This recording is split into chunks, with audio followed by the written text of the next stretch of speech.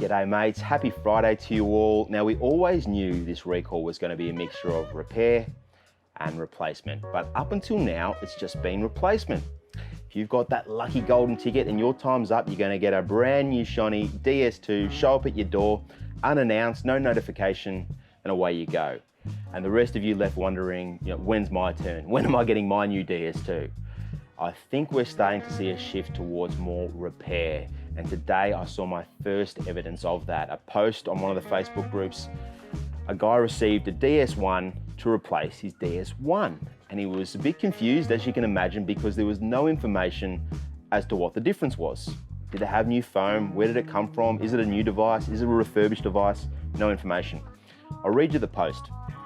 Today I received this piece of shit, he didn't say that by the way, from Philips with instructions to return the old unit. The return instructions say the enclosed DreamStation machine is provided to you as a replacement for your existing DreamStation. To ensure proper disposal of your current machine, please return the affected machine following the instructions below. And it always says that.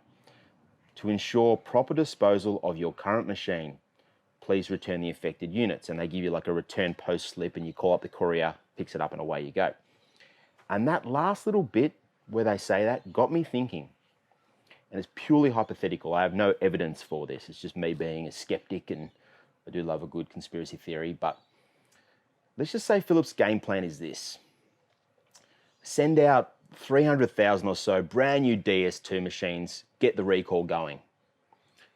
And then you get all those other machines back, the DS1 machines, and you inspect them. Now, I have a feeling most of those machines are going to be in reasonably good condition, because what do you do with it? Most of the time you have it on your bedside table, change the filter, and you don't do a whole lot with them.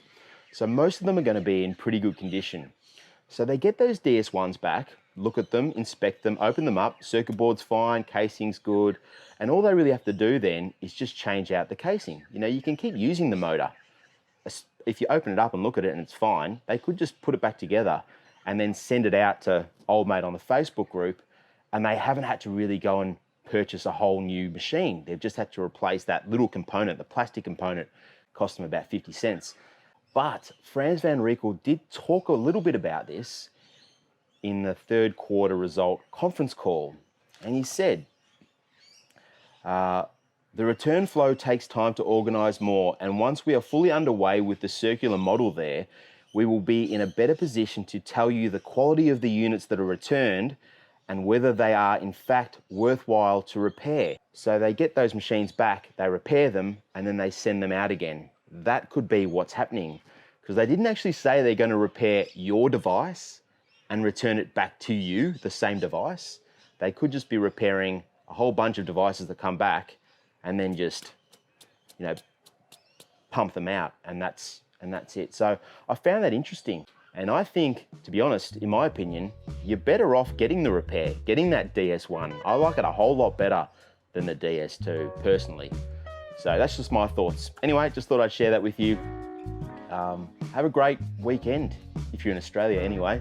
Sorry to all my mates over there in the US. I know we're living in the future. You're still back in Thursday, but you're not missing out on much. But to all my fellow Melburnians as well, congratulations, making it through the longest lockdown in the world.